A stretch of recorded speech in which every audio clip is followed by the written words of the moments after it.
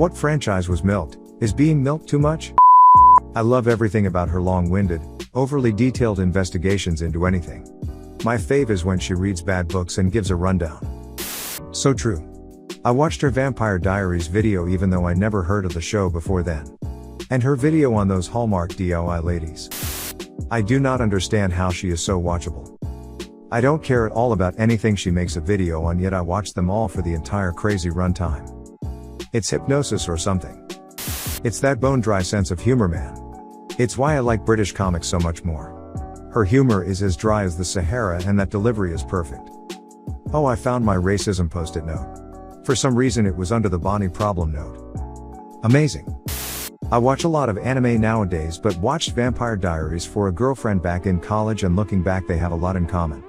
Vampire Diaries and other shows like it, shout out the less popular but my fave Teen Wolf, are like America's shonen anime. Like our Naruto or Dragon Ball or My Hero Academia for you youngins.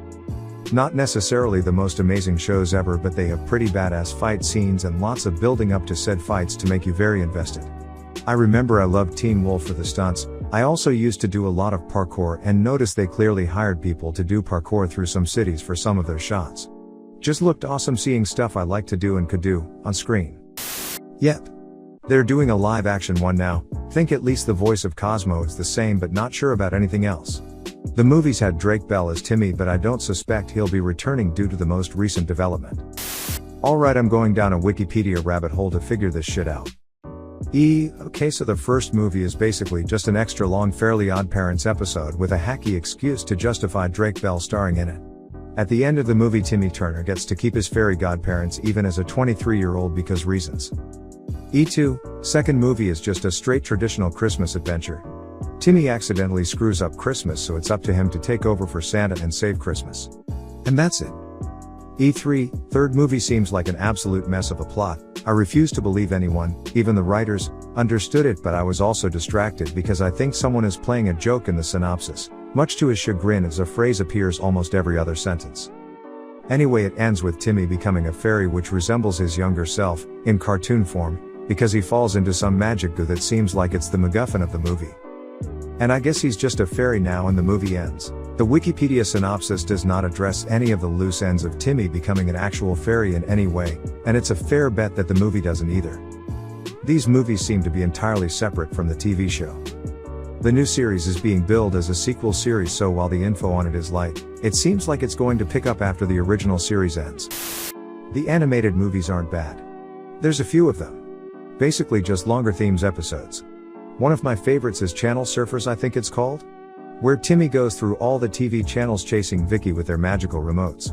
Person above may have been talking just about the live action movies, which were pretty freaking terrible and absolutely unnecessary. Truly nobody asked for all that lol. Okay, so I had no idea what this was, so I googled a bit, and it's just so funny. The first wiki page that Google shows me is that guy. Taylor Zakar Perez, December 25, 1991, is an upcoming star in the Hollywood industry.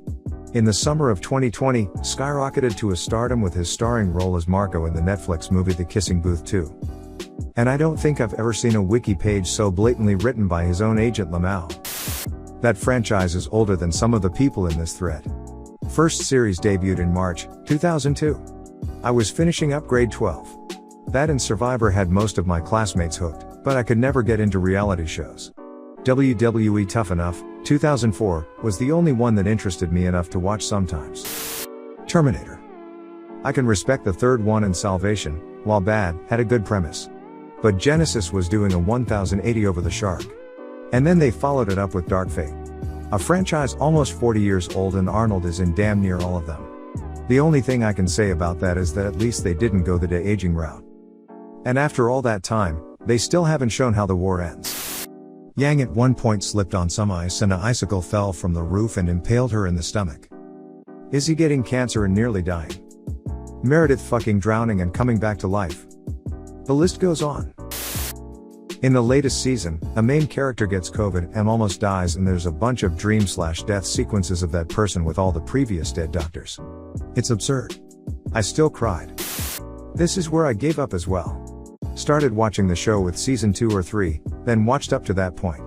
Over the lockdowns last year, I decided that it was a good idea to try watching the show again and restarted from season 1. Turns out I gave up in the same spot again. It was my show with my grandmother, too. She moved halfway across the country 15 years ago, so we were never particularly close, but the last few years we started talking on the phone every week and got a lot closer. Her favorite thing for us to do was complain to each other about that week's EP of Grey's, and how bad the show was getting. We'd always talk about how we were going to stop watching, but we never did, because she enjoyed talking about it too much, especially as her health got worse and she couldn't get out to do things anymore, and then lockdown.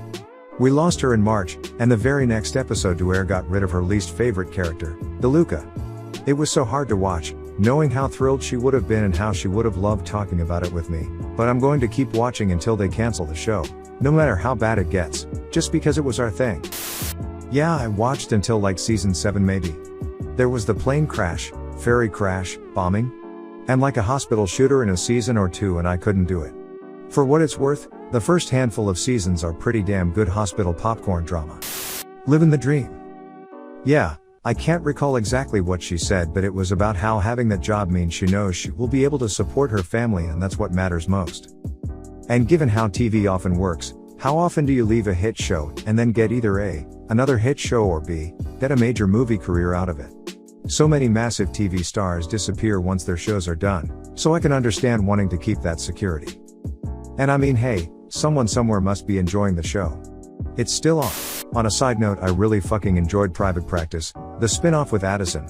Throughout its whole run, yeah, it definitely weakened in the 6th season due to some characters not returning, but overall it was a really good show that had better arcs, more suspenseful storylines, emo, and instead of the non-stop shit of oh this hospital is cursed with everyone dying of either a plane crash, shooter, bomb, flood, giant car wreck, it had 1 or 2 major incidents instead as far as I remember.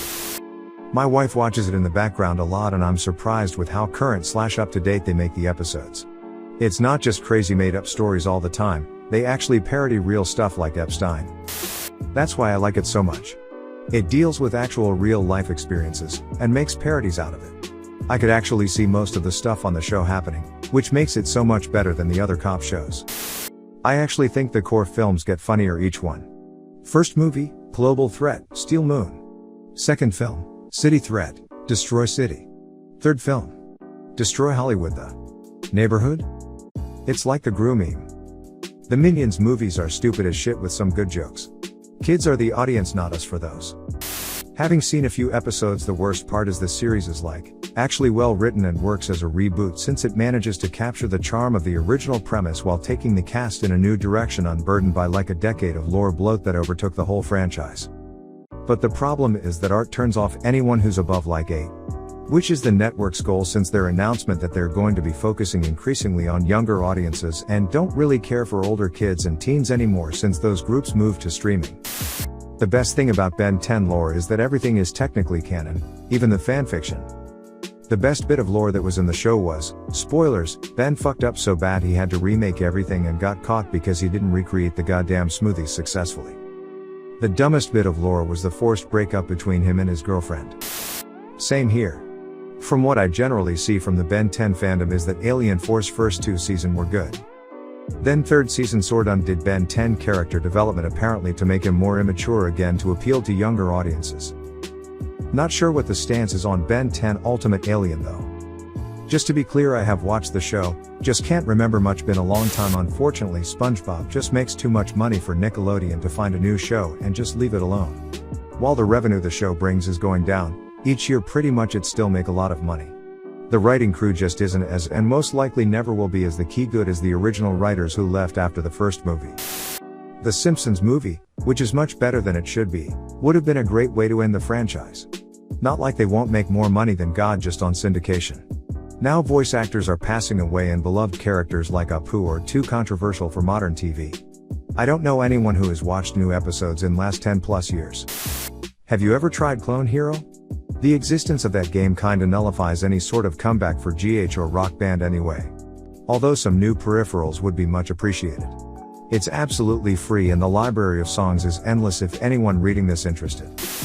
I read an article recently arguing for remaking Atlantis as live action, and I wholeheartedly agree that it would work. Jungle Book wasn't bad. The rest are, emo, terrible. So I agree about live action being way overdone.